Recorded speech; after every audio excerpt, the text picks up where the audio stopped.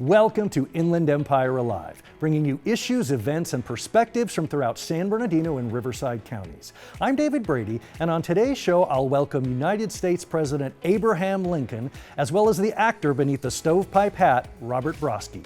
That's today on Inland Empire Alive.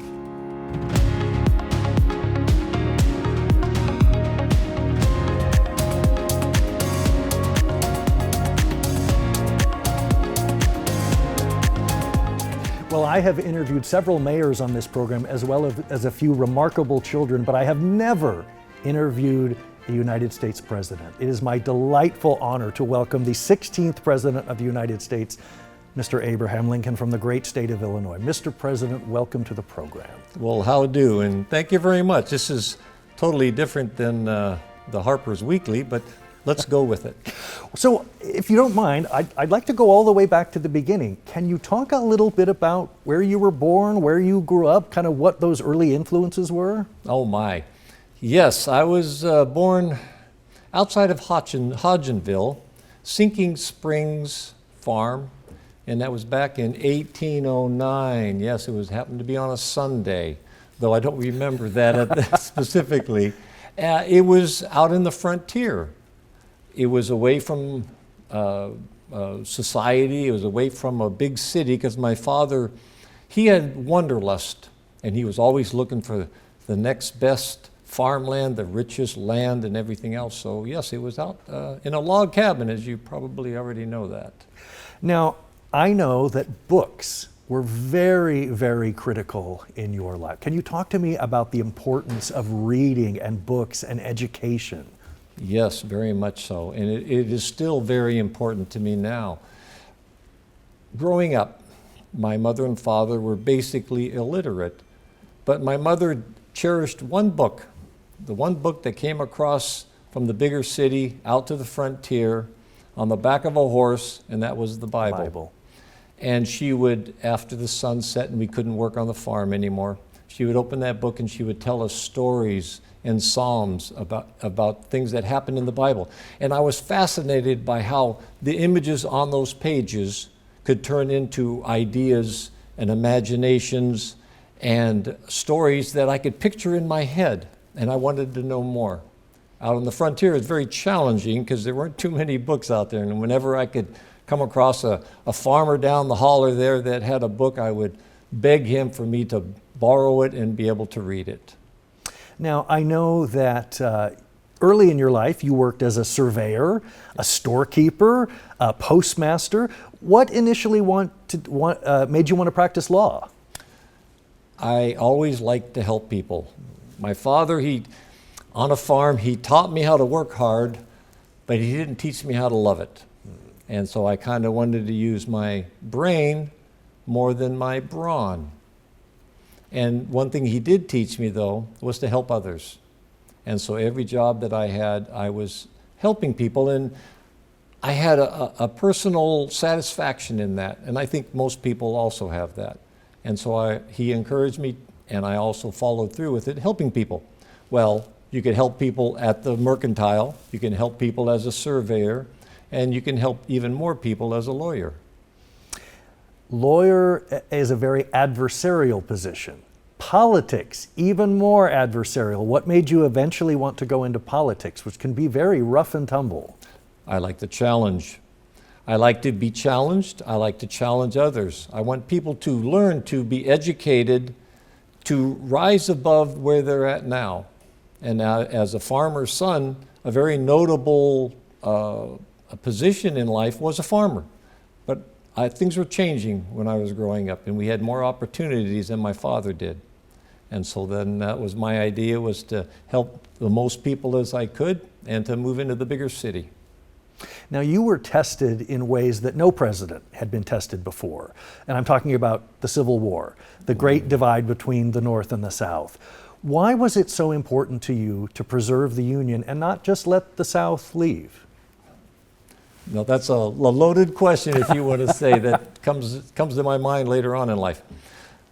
The idea that as President of the United States, I swore an allegiance to uphold all the laws equally among all the states. How could I do that if some of the states decided to just get up and walk out.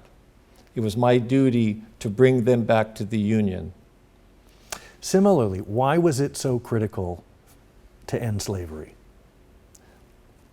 Is it right for one person to own another? Being a strong religious person, my father, he instilled in my older sister and I the values of individuals and the God-given rights that were bestowed upon us, that our Constitution, our Declaration of Independence states very plainly. So I'm getting a little more serious here as a politician and a lawyer. Yes, so I believe that it was wrong. I think the average American believes that it is wrong, and it was our duty to abolish it. Though as president, I had no right to do it as the president. Congress passes laws in this country of ours. You have often been described as one of our most eloquent speakers and writers. Where does that come from as being such a plain-spoken, humble, educated person? Where does that come from? Reading, studying, paying attention to other people and how they speak, and how them, with their message, how do they get it across to the average person? I'm an average frontiersman. I wanted to make sure that what I spoke about, what I talked about, what was in my heart, in my mind, that it could be relayed to the average American in our country. And that's how I spoke. Now, even though you are cited as often one of the greatest presidents, one of the greatest speakers, you're often believed to have suffered from something called melancholy. Can you talk a little bit about the burden that you bear and how it weighed on you? I feel deeply about issues, about people, about their feelings. And I would wear my feelings on my sleeve. If I was talking to a mother whose son was killed in battle, I would weep with her. And there were times that it caused me to not sleep at night, and I would not eat well. My wife, Mary, would have to push me to get to bed early or to eat a decent meal. And I think with that compassion, that desire in my heart to do the right thing for our country, it wore me down, but I had a mission. I had a mission to end the Civil War. I had a mission to end slavery, and I think that's what drove me on. Last question. Any thoughts on the U.S. Mint deciding to end the production of the penny, which notably has a portrait of President Lincoln on it? Where did you hear that? It's talk going around. Like one of those? Like one of those. Well, I hope that doesn't happen, because as a politician and a lawyer, it's nice that I'm in everybody's pocket. Absolutely. Well, Mr. President, it has been an absolute honor talking to you today. Thank you so much for being on the program. And thank you very much, too. When we come back, we will meet the man behind the stovepipe hat after these messages.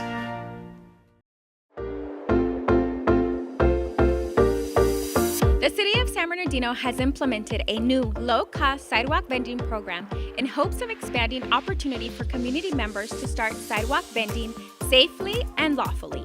We want everyone to have access to the economic benefits that sidewalk vending brings, but we want to make sure that our sidewalk vendors know the do's and don'ts when it comes to our city. We must make sure that vendors are keeping our residents safe by following general health and safety standards and by following all city rules. Like, did you know to legally sidewalk vend in the City of San Bernardino, you'll need a seller's permit? What about the $1 million general liability insurance that you are required to have? Don't let this scare you. When all is said and done, the cost of the annual permit will either be $64 or $154. We want to help in every way we can when it comes to vendors lawfully running and growing their small businesses. But those who operate without the proper permits can and will be cited. Citations can run anywhere from $100 to a misdemeanor, and repeated violations can result in the confiscation of items needed to sidewalk vend. We do not want this to be you. So, if you have any questions or concerns regarding the new sidewalk vending program, please call us at 909-384-5035. where staff will help you navigate your way to becoming a safe and permitted vendor in our city.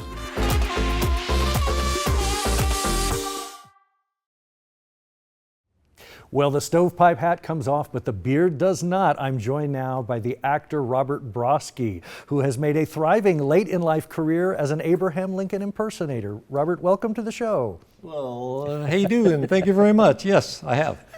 Sorry. So tell me about the ways that you are not like Lincoln, aside from the obvious one. I know you're a motorcycle rider. Oh, wow. Yes, I own, now I own one Harley, but I owned two at the time. And yes, it's the only way to travel. Okay, horse and buggy or on the back of a horse, but this is a few more horses than just one horse. And yes, it's very exciting. I've ridden it all across the United States, over to Florida, and believe it or not, you got to bring it all the way back again too. So yes. How did you become an actor? I understand you raised 4 kids, you worked as a construction worker for decades. Like, what was that, were you discovered? It wasn't my idea, not at all. I was not a historian. I wasn't in drama or theater. Pretty much, to some degree, my wife helped get me involved with it because she was a elementary school librarian. And I am tall, and I got a horse face, and there was a small production that was going on that was looking for a Lincoln. And they liked my long horse face.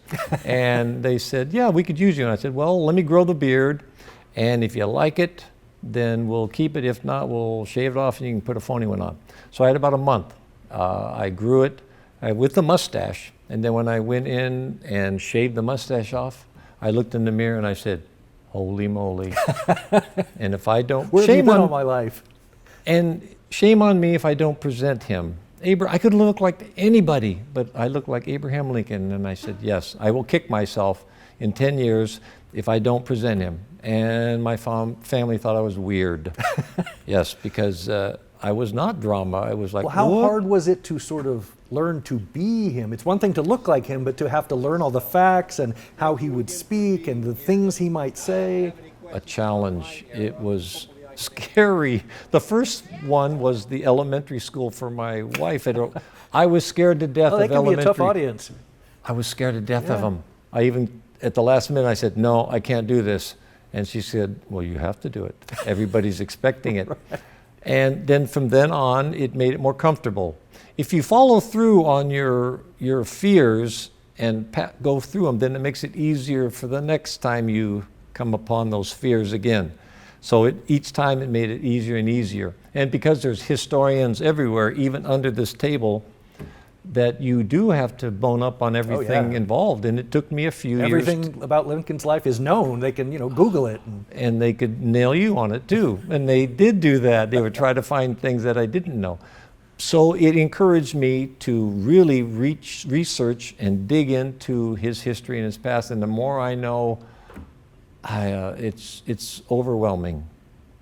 Now, in your short career, you have worked with some of the greats of cinema. And of course, I am referring to Pee Wee Herman and David Lynch, both of whom are no longer with us. Do you have any stories about those two eccentric individuals? David Lynch was, because we're talking about Twin Peaks. Okay, you brought it up. I didn't bring it up. David Lynch, it wasn't. I've done documentaries and I've done a few Lincoln commercials, things like that. As a director, he was phenomenal. He allowed you to be your own character. He would give you some guidelines, and then you kind of took it from there. But with him, his desire to get the right shot at the right time, you wanted to do your best for him. And so you did. And like I said, he left it pretty much open for that particular role that I had, and I improvised on some of the stuff. He liked it. A couple things that he didn't like, he would say, okay, now slow it down. That was mostly what he said, slow it down.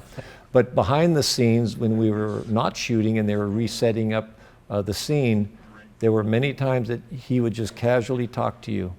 It wasn't all super focused on what was going on. He was a people person, and people fell in love with him because of that. Now, Pee Wee Herman, oh my gosh, when I went in, I filmed for one day with him in the one scene that I had, but he looked and sounded the same as he did, 30 years before? 40, I think 40, it's been. Oh my Lord, yes.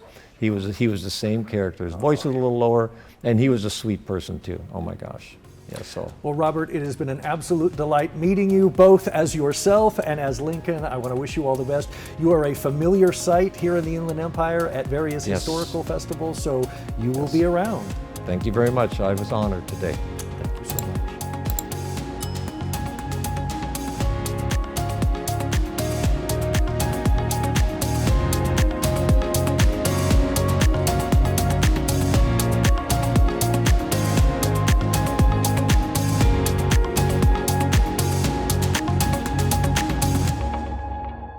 Visit IEAlive.com.